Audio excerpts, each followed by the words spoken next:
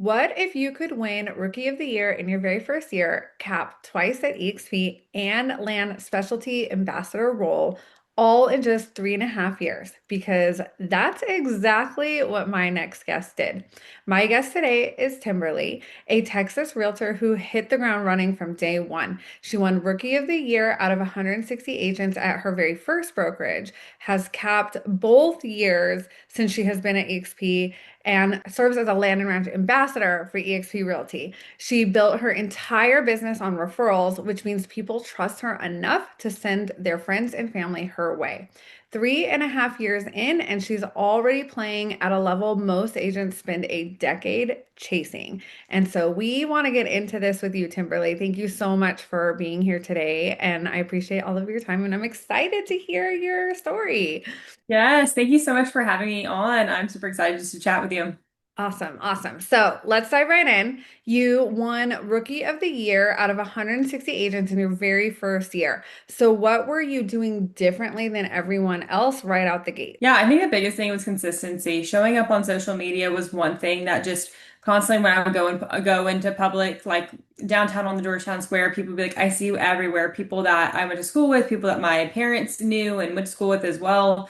They just constantly saw me and they honestly thought that I was a lot busier than what I actually was at that time, Yeah. kind of a little bit of fake it till you make it, honestly, but showing up consistently, just doing action items every day, talking to new people, throwing myself out into the fire, not waiting for it to come to me. I think that's really just the biggest difference is, you get into it and it's like you don't know what to do, right? And it's like the more conversations you have, the more people you talk to, and you show up consistently, people see that and it really resonates with them. And the recognition you get with it is amazing as well. Constantly staying top of mind. Yeah, yeah, I agree. I was kind of in the same boat when I first started. I mean, I was on a team, but I mostly did my sphere that year, and it was just because of the reach out and being consistent. It was not social media wasn't quite a thing yet, but I love that you have just like accomplished so much in such a short time frame because I think a lot of agents think it can't be done, right? Like we give Right. ourselves excuses, and I mean, you're living proof that it absolutely can be done right out the gate. And you're not in like a market of like a super huge price point either. So can you kind of touch on that a little bit? Yeah, I mean, the more that you go into the city of Austin, which I'm a suburbs girly, like I try to stay out of the city of Austin. There's just so many amazing agents in the city of Austin that live and breathe it. They can better educate their clients, and then that's where, of course, the price points are a little bit higher too. Just that Right. demand of the city life, people wanting to live there, and this and that. Me for the suburbs, like that's what speaks to me and my clients, and I can really resonate with that clientele, and that's what I live and breathe. And so, in the suburbs, our price points are a little bit lower. But of course, once you get into, bigger properties or more like niche markets, of course, then that is definitely where you can, kind of excel into getting into those bigger brackets of price points.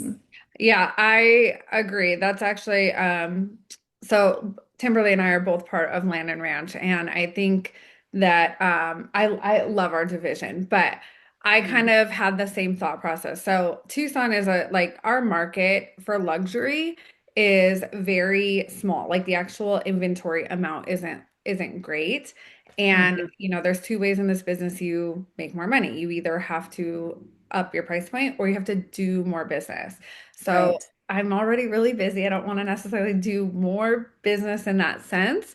Right. And so, I looked into land and ranch, and like there's plenty of ranch properties at a higher price point with a Mhm. lot less competition because everybody wants to kind of get into that luxury market versus, getting Right. dirty out in the out in the outskirts of where we're at. So I love that you kind of have that same mindset because that's kind of where I was at with it too.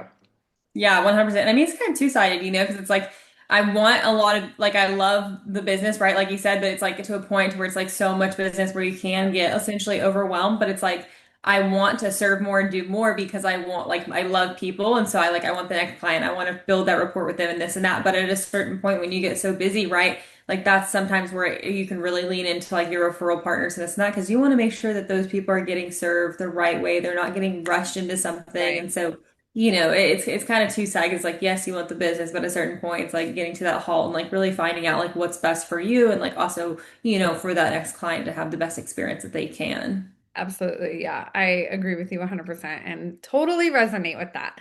So, your entire business is built on referrals. How do you consistently earn those? What does your client experience look like that makes people want to send you their friends and family? Yeah, 100%. Going back to just like showing up constantly on social media, right? Like people see me, my Facebook, my Instagram, like that's mainly where like my people are, those two platforms. I just incorporated YouTube. So I have some few people, going there to follow me and see what I'm doing there a little bit, of a longer version compared to my short form. But, just the Facebook and Instagram, showing up constantly, being plugged into my community, talking to my people.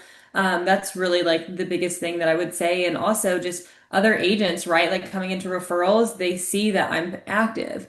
They may know somebody else here, but they're like, no, Timberly's, taking care of her clients. Like she's sharing success stories, like she's staying busy, she's staying top of mind. So I get a lot of that too, right? So that's the biggest thing is like just, and then treating your people right too. Like a lot of my past clients will send me something else and like, you got to work with Timberly.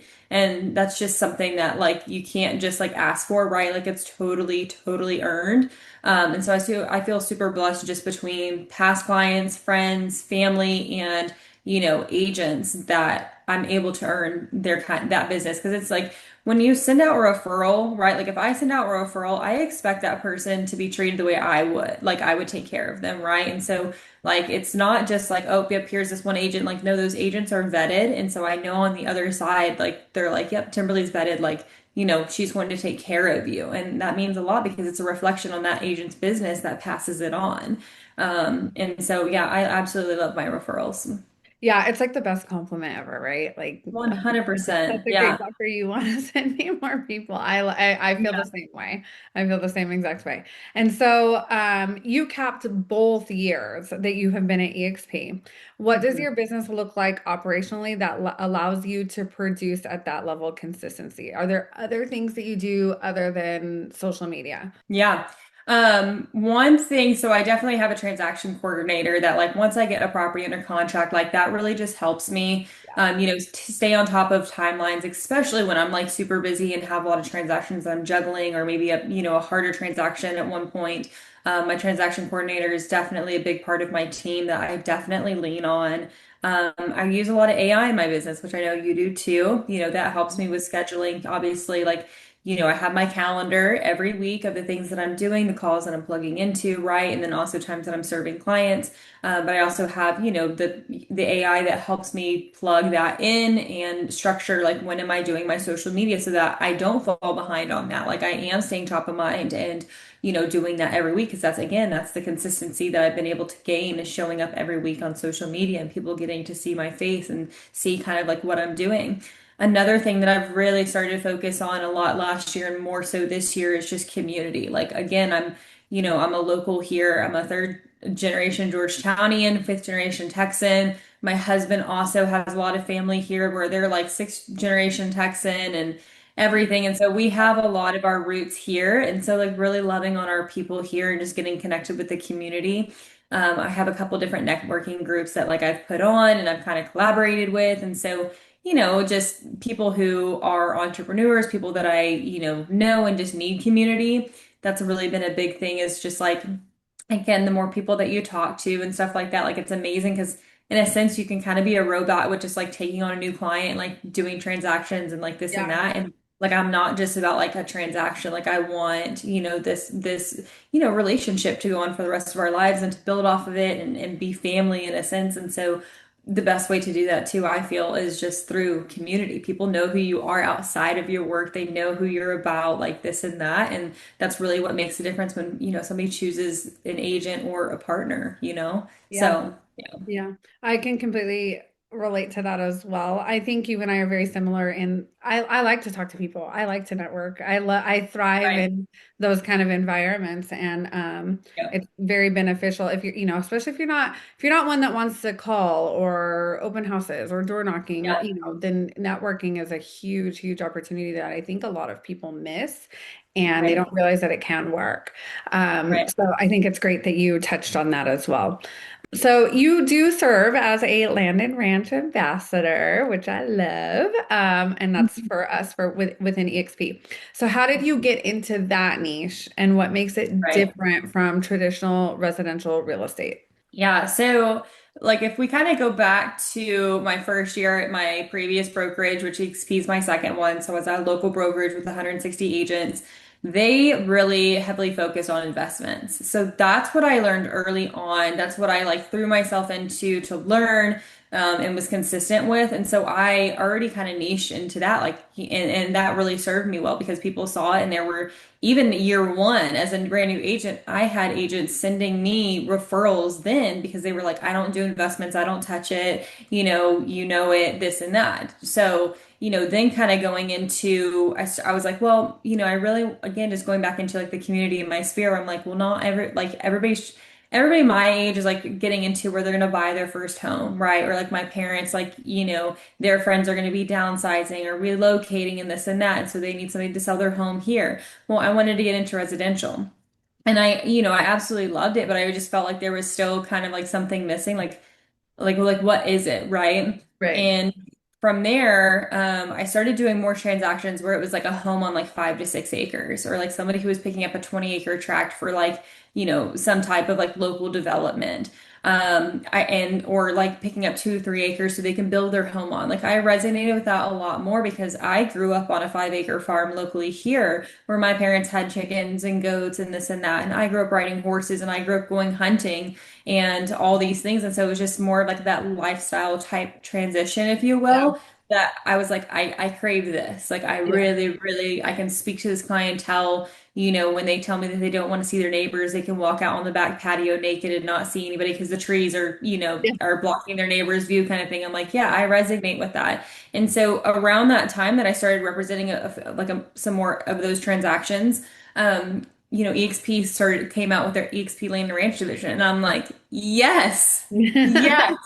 Because there's so many sub niches, right? Like whether you go into investments, whether you go into luxury, whether you go into land and ranch, there's so many like sub niche markets Yeah. within those. It's absolutely insane. And so then once, EXP Land and Ranch took off from there, it was like, I was very, very plugged in, showing up consistently within the community, that's what kind of got me into the, ambassador position of helping grow, our amazing division. And then also ultimately transitioning into again, other agents sending me referrals for land and ranches are like, I don't know what to do with 20 acres.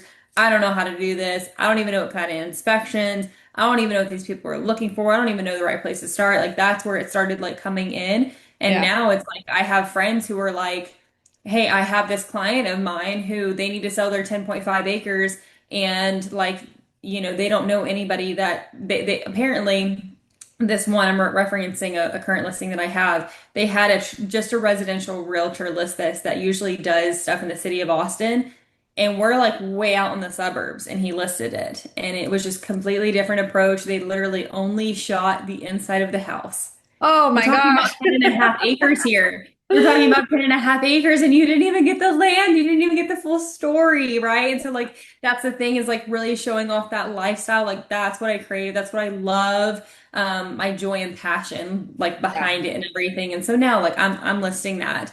And so, yeah, it's just been amazing. I absolutely love it. Yeah, I feel the same way. It's definitely it's made me stand out and it's brought me business and it started other conversations too with other agents and now even within Land and Ranch, like I feel so connected to my people, versus um it's crazy because it's like you think about Land and Ranch about being a small niche, but then Right. you get in and it's like this umbrella of like what you can 100%. actually, yeah, it's Yeah. not just small ranch properties. It's like commercial wineries and environmental and Horse like the wind. properties, cattle Yeah. ranches, hunting, lifestyle, Yeah. timber farms. Like yeah. It's so cool. I love it.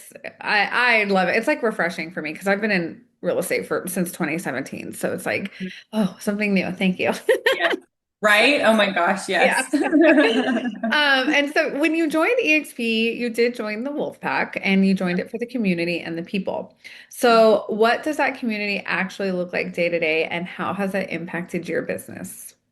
Yeah, I mean, coming from a local brokerage where they did have, an office that I could go to and see agents, right? Like there was a point to where like I would see new agents come in and they would just kind of like just show up to like network when you should be doing, like your everyday producing activities essentially, Right. or to a point to where, it was kind of like since I was doing well my first year into real estate, it was like I was seen as, and I was their rookie of the year and this and that. Everybody was coming to me and it was like just such a like the community was lost and so everybody was like coming to me for it, right? Like they didn't have support from anybody else and so they thought they could get it from me and it's like, oh my gosh, I can't like, basically be your one-off every day to like talk to and talk out Right. your plan and this and that. Like it was very hard because there was nobody else to leverage. Yeah. And that's the biggest thing, like coming to our brokerage where we have all these amazing calls, where you have all these amazing different people that are crushing it. It's not just one person,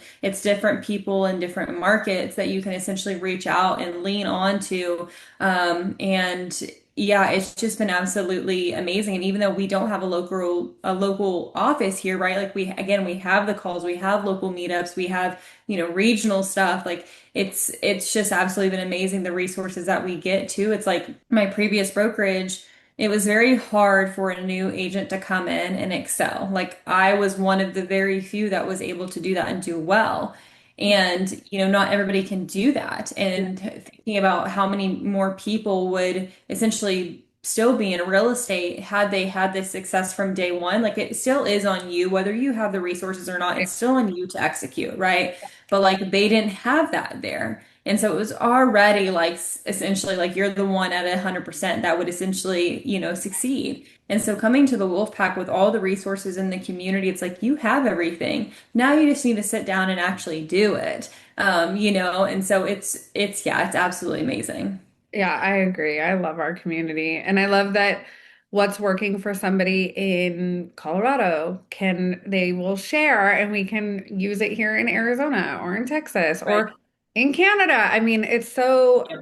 I think that's what I love the most about the Wolf Pack is being able to just tap into what's working for other people because it kind of Mhm. makes me stand out in my market because it's different Right. than what everybody else is doing too. And everybody's so willing to share. Like that's like the big thing. Like I think when I was on my team, it was like we were competing on our team a lot of the times, which was really, I didn't love that. And I'm more of a hype man. Like I want everybody to win. And I think it's important that people know, agents need to know that there's enough business for all of us out there. Like you Yeah. just have to get it yourself. But I love sharing what I'm doing, even on a local level with Mhm. the agents around because I think it's really important to have that support. I mean, it's like it's Right. crazy, the competition that's out there. So, The other um, thing too is like it just goes back to the person of actually executing. Like you could share all the secret sauce in the world, but in a room of 100 people, like one or two are going to do it. Probably just one. yeah, yeah, and Honest. that actually kind of leads into my next question because for 3.5 years, you've already met a level that many agents spend years trying to reach. So, what do you think holds most new agents back from moving that fast? Oh wow, that's a good question. Honestly, like I would say one would be like consistency. Like, a lot of them are just they try it for 3, 4 months and if it doesn't work, like it's gone. And like like they're done, they have no hope, right? Nobody sent them anything. But Yeah, here's the thing, right? Like especially like with your sphere and this and that, like if you were, you know, I don't know, let's put it on like kind of an exaggerated level of like, what if you were like in a trial, right? And you're hiring a lawyer and your best friend just got out of school to be a lawyer, right? And you're his first, case or something like that. right, You're gonna hire the brand new lawyer, right? Who just got out of law school 4 months ago? Probably not, unless he's already done like 8 different, things. He's represented 8 different clients. Same thing in real right, estate. Some people want to see that success up front, right? Like they want you to essentially show them that you have some skin in the game. You've represented some people. It's kind of the same way, right? Like you got to start somewhere. And so like for me, I had started with a lot of like leases, right? And I really ramped up the stories and this and that, and people saw it. And that's essentially how I was able to get a really big deal within my first 3 months. Is I just loved on the people, and I showed that I cared and this and that.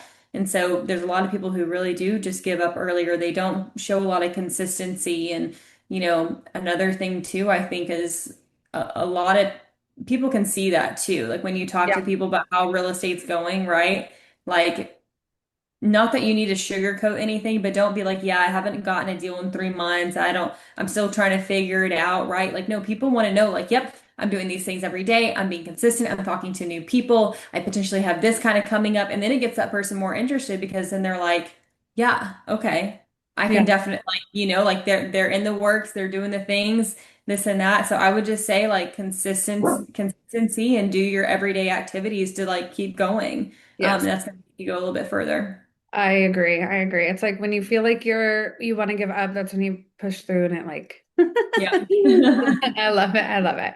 Okay, my last question. So for someone who was brand new to real estate and wants to hit the ground running in the same way that you did, what would be the first thing that you would tell them to focus on? I would say definitely pick a niche market. Yeah. You're going to excel versus trying to serve every market.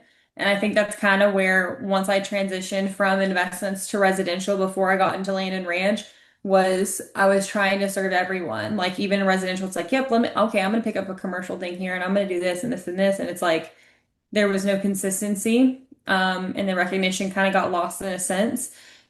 And so if you can pick something to niche down into, like great, do it for a year. And if you want to open up something else, go into something different. I think that's the best thing. Instead of trying to serve everybody at once, do one thing and then you can always add another like another market later or something like Yeah. that. I think that's the Yeah. biggest thing. I You're going to agree. get more recognition and learn a lot more that way. I agree. I agree 100%. It took me a long time to learn that. I was the agent that wanted to do it all, and Oh yeah, we all do, it's much better now that I have niched down for We sure. don't want to say no to somebody, but at the end Yeah, of the day, too, like there's a risk of just jumping into something that you don't know without having the proper education or, this and that. And then, of course, when you're crossing over 5 different markets, when you're trying to learn is like, or, just niches, it can be hard. And I think absolutely. that's what will make you tap out early for Yes. sure. Yes, 100%. Well, Timberly, thank you so much for your time today. From Rookie of the Year to a double capper and now a Land and Ranch ambassador, all in 3.5 years. You are totally proof that when you show up with the right attitude and the right people around you, the timeline does accelerate. So thank you so much for sharing that today. And for those of you watching, if today's conversation inspired you, hit that subscribe button so you don't miss a single interview on this channel. And if you are ready to plug into a community that actually helps you grow faster, click the link in the description to book a private call with us. We would love to chat. I will also link Timberly's Instagram in the description below so you can follow her as well. Thanks again, Timberly, for being here. I really appreciate your time and thank you so much for sharing. Thank you so much, Meg. I appreciate you.